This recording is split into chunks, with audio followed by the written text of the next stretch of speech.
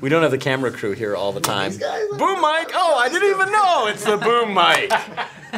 I don't want us to have a shallow story, but I want us to have a story that we know we can really execute and deliver. The way we approached Starhawk was different than the way we approached other stuff in the past because we knew that we had a really fun, successful recipe with the multiplayer. And what we wanted to do is kind of take it in a slightly different direction. And so we didn't want to do just kind of what's become the bog standard sci-fi. We wanted to give it some kind of twist, something kind of unique. There were two lines that we really needed to avoid.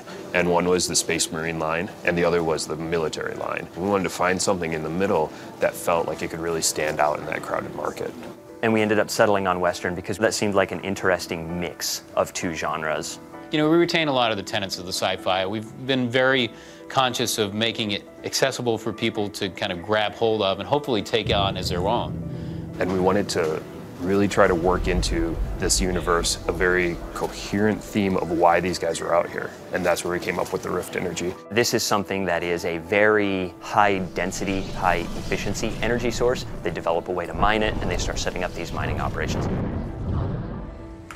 More and more people made the rush out to the frontier to try to seek fame and fortune. Unfortunately, life as a Rifter was fraught with peril and a lot less fame and a lot less fortune. It's only then that we discover that Rift energy has that little dark side. If a human is directly exposed to it, it induces this transformation and they mutate. The Rift energy permeates their body, their mind, and they end up becoming enraged, hell-bent to protect the Rifts from the Rifters. And that's one of the factions in our game, the Outcasts. And they form these roaming war bands that go from corner to corner in the frontier, all the distant colonies. And that's the backdrop against which our hero shows up.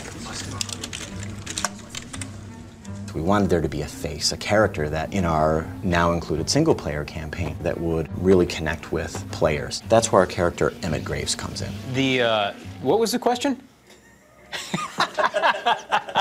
The story that we're trying to tell is a smaller story set in a very vast universe. It's really a personal story about where our guy comes from and why is he the way he is. Emmett and Cutter, their gearman, basically travel in their dropship for many, many years throughout all the distant systems in the frontier. And they become rift salvagers. And so Emmett ended up being almost like a hired gun, like a gunslinger, protecting claims, going to colonies that were being attacked by outcast warbands. Heads up, you have a group of pissed-off scabs coming down at the spies. And so Emmett and Cutter take their rift salvaging operation to protect White Sands, a small colony on the distant moon of Dust, from an outcast warband. And you are brought in to bring to justice this outlaw. Anybody that comes out here has a plan or a problem. I came back with both. I hope they find really a satisfying story experience where they can learn the ins and outs and feel like at the end of this whole campaign, they've mastered a lot of these build and battle elements and a lot of these new kind of innovations we're throwing at you.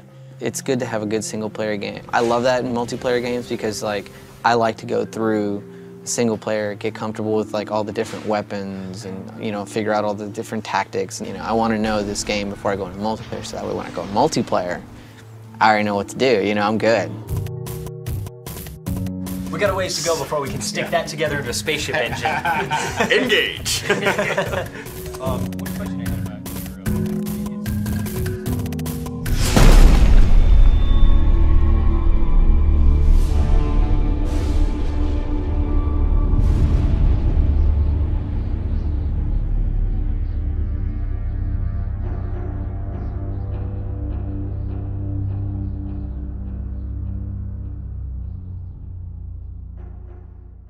PlayStation